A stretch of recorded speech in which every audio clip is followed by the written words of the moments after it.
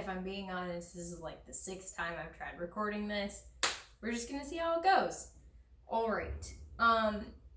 This is gonna be a low light plant video for beginners. So if you're looking to get into the house plant, I hate to call it a hobby because I don't think it is, but if you're wanting to bring, more life into your home and make it more peaceful, then this is where I would start with, because these are low light plants that are going to thrive without you having to constantly like helicopter parent the heck out of them.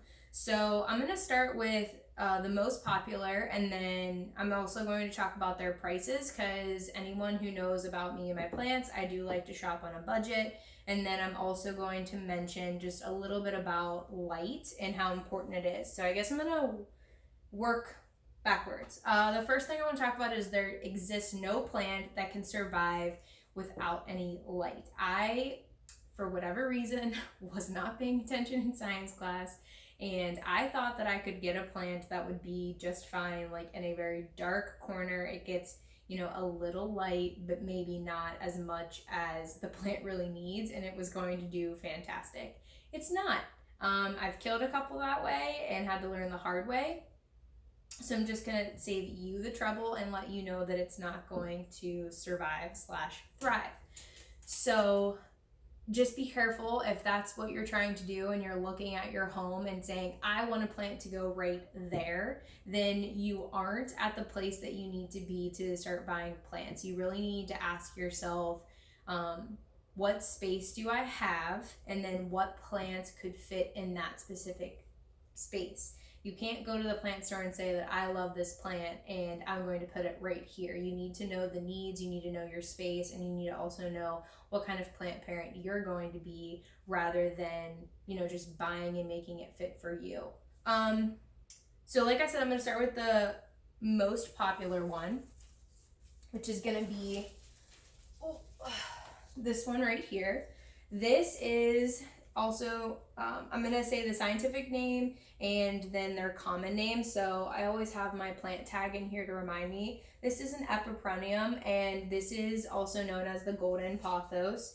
This is a little variegated. Variegation means that there's some sort of mixture of color in the leaves. So you'll have white, you'll have light green, dark green, and so this is the golden pothos. This is very popular. Like, this is a plant that you'll see all over the place, and it's a trailing plant. So let me see if I can get a little bit closer. This is a trailing plant. It's heavy, and this is awkward. Okay. This right behind me as well is this plant right here. Is also a pothos, but this is a marble queen because the variegation in this one is crazy. I think that out of all of my plants, this is my favorite one. It's in our living room. I have put it up over our picture, and I'm hoping that I can eventually start to tack it up against the wall so that it starts to trail and into this like darker corner, so I can have it like hanging. So that you can find anywhere. I mean, you can walk into Lowe's, Home Depot, Walmart. You can buy it, in small containers. You can buy it in hanging baskets on sphagnum moss poles that are just like a pole that you can buy at. I see them a lot at Lowe's, not so much at my nursery, but it'll trail up the pole and it will stay there, and you can have it, or you can trellis it in your own home if you have like a wall or a metal stand that has spaces for the leaves to go in and out of. It'll do just fine there, and it can survive in low light, and not only survive, but it will probably be, out of all of the plants on this table, the one that you'll see the most growth with in a low light situation. You don't have to water it all that often, and it's a very forgiving plant. Once you start to get into plants, you'll see that the number one way that you can tell whether a plant needs water is just by pure observation.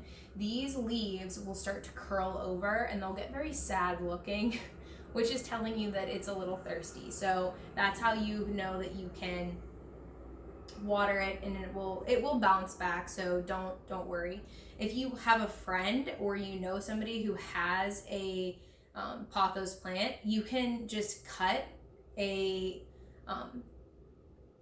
I don't want to get too scientific on you because this is for beginners, but you can cut a portion of the stem off and you can water propagate it, or you can put it right into soil and the roots will grow like crazy. And you can keep it as, you know, I keep mine in like a bunch of glass jars all over the place just because I like the way that it looks, and I get to see the process because I get really nosy and I like seeing the roots and how long it takes each of them to kind of sprout. But that is your pothos plant, and like I said, it's pretty common. You'll see it just about everywhere, and it's pretty cheap. Like, you shouldn't be spending more than $15 on that plant, and that's a stretch. Like, you can get these plants for $3 and you're just gonna have to wait for them to grow, but believe me, it's worth the wait. It's really hot. I think it's because the video is finally recording, so I know that this is all going to be in my video. The next one in our plant lady is the new cat lady pot. This is a Sansevieria plant, and it's not your typical, I always thought that the snake plants were the ones that just went straight up. This one's more of a twist. Yeah, it's called a Trifasciatia, but the other name for it is called the bird's nest plant, and it's because it's kind of like in this twisted shape, but it has that same variegated leaf that you'll see in like mother-in-law's tongue, which is the one that goes like straight up. Snake plants that usually have like the yellow on the sides, but it like interchanges between light green and green, light green and green. And this one we got at Trader Joe's, which is the only plant that has ever survived that I've gotten at Trader Joe's, and I've gotten quite a few. So I like it, but I don't recommend getting them from there. This one was really tiny. I would say it was probably $2.99, $3.99, and this one was the only exception that we tried in our bathroom, and it took off. And I think it was just because it was a really small plant and we were using that bathroom pretty frequently, because it's kind of where our closet is, where we keep all of our like attic-y stuff. So I would visit in there a lot because I was trying to organize. So the light was getting this in the beginning a lot, and then when I saw that it was producing this little baby on the side, I repotted it and decided that it was time for it to get some more light, so I moved it into what I call the plant room. Here's another version of it. Let me see if I can get it closer to the camera. This one has been, let me check the tag. I put the name and the year on it.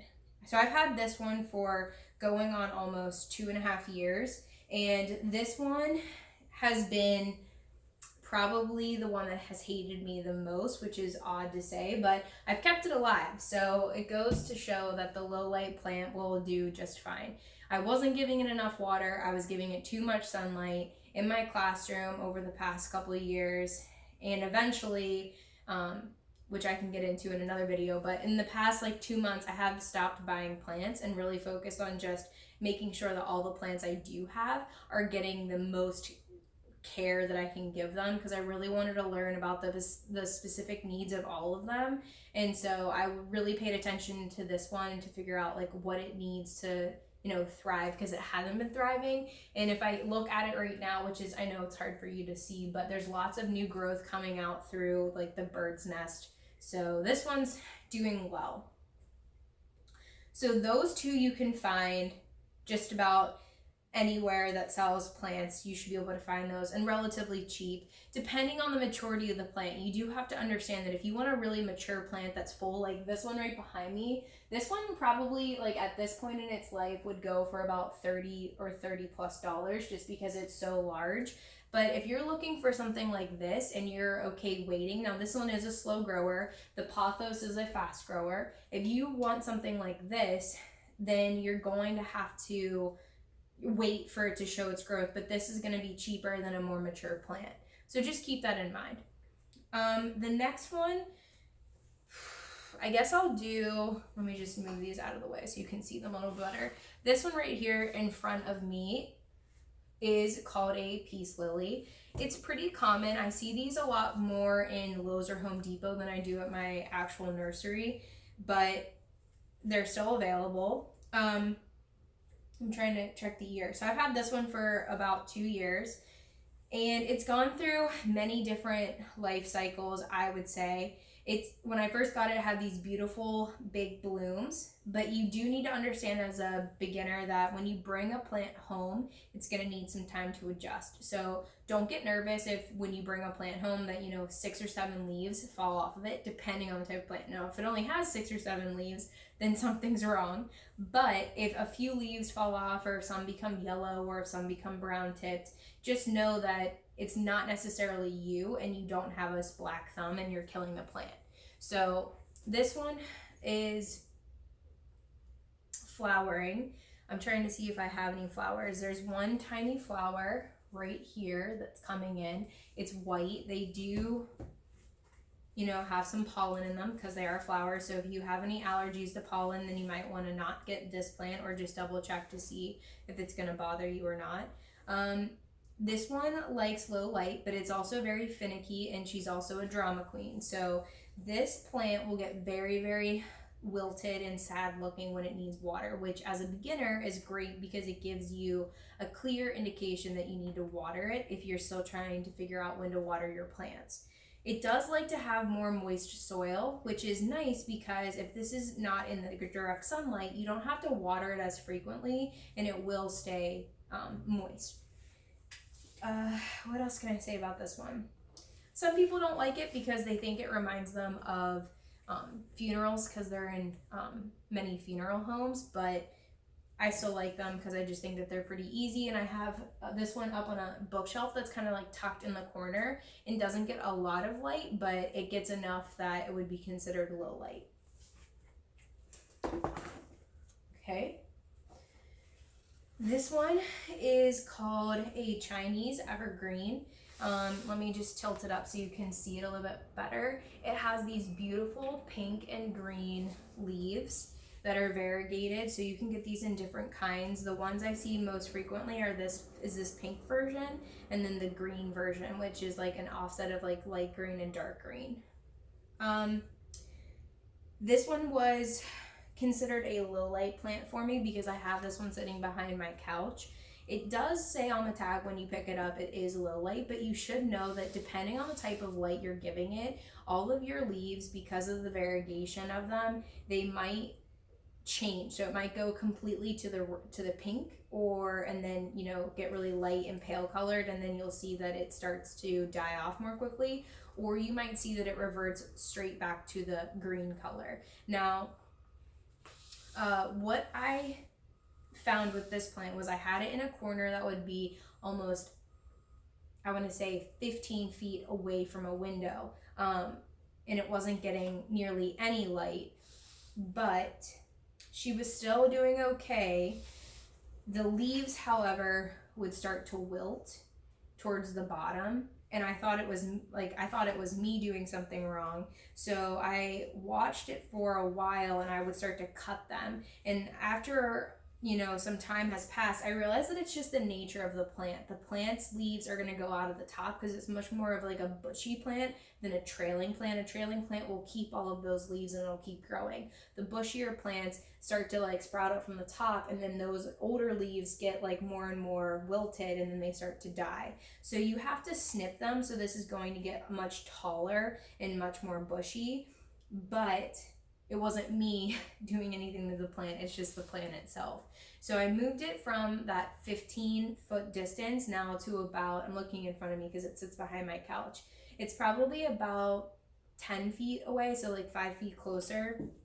And just the tops of it are getting light. So probably everything above here is getting light, and it's doing well, and I haven't had any problems with this one. So this one is a Chinese evergreen, and you can find that one for, I want to say like less than $10, and I got that one at Lowe's because I wanted color, so that was the reason I was drawn towards that one. This one in front of me now is called a Syngonium, also known as the arrowhead plant. Let me see if I can get it any closer so that you can see the arrowhead shape of the leaves. This one I had in my kitchen, which is considered low light because it's over 20 feet away from my main window, and it was doing well. There wasn't anything wrong with it being over there because it does get like gentle light, as I would say, but it actually started growing so tall that it was hitting the top of my cabinets.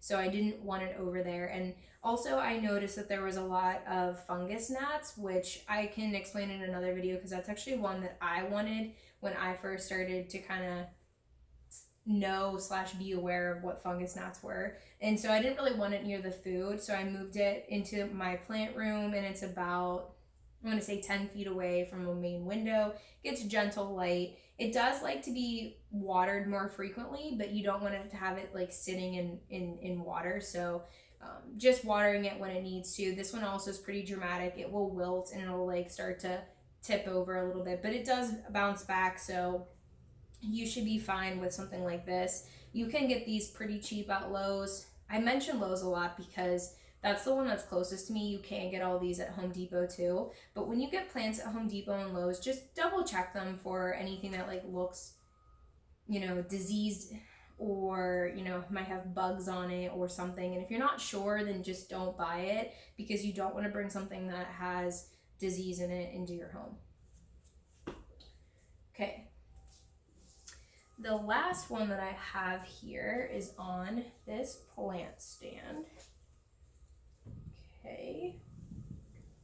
This is called a syndapsis, and also known as a satin pathos plant. So kind of like a cousin to the one that I have up here. The leaves are a bit fuzzier, more like leather-like, and they have these beautiful like paint patches on them. This one I got from Lowe's again, big surprise, and I actually didn't realize how long it was. So I'm gonna show you like one of these plant stems that I have going on here. Like, if I don't even know if you can see it in the contrast of the thing, but I would say that some of them are almost as tall as me, which isn't saying a lot, but I didn't know how long it was, because how they sold it was they had all of these wrapped up inside the actual pot, and I didn't notice it until I brought it home, let it sit, and then when I needed to water it, I took it into the bathtub because it was in a hanger and I didn't want it going all over the floor. And as I put it in the bathtub and I kind of unwove it, I saw how long the stems were. So this one's pretty cool. It propagates really easily. It will do just fine in low light conditions. Just water it accordingly. So if it's in higher light, you got to water it more frequently. If it's in lower light, you just need to check to make sure that you're not overwatering. And I would say, honestly, this one's just really cool. I have it wrapped around in the plant room on our metal shelf. I have it wrapped around our TV, which I think is just really cool, because I can wrap these around and I'll see like the little leaf sticking out on the sides. And you can get this one for fairly cheap. Don't pay more than $15 for it. I like to, you can get this one, again, this will trellis, so you can put, it's a hanging plant or a trailing plant. So you can put this on, a moss pole and it will grow up it. They're known to shingle, so in the actual wild, they'll shingle against surfaces and become like very, very flat. And then the leaves can get pretty big. So like here's a pretty big leaf, but it's gonna get much bigger. But for it to shingle, it needs to be in a place and have like wood against it, so that the aerial roots can just really rest inside the wood. But I don't like that look for this plant. I really like the hanging feature, so that's why I have it in the plant room on the shelf. Hopefully for anyone who was looking to get some plants, that was helpful. Let me know if you have any questions and I'd be happy to answer them. Bye.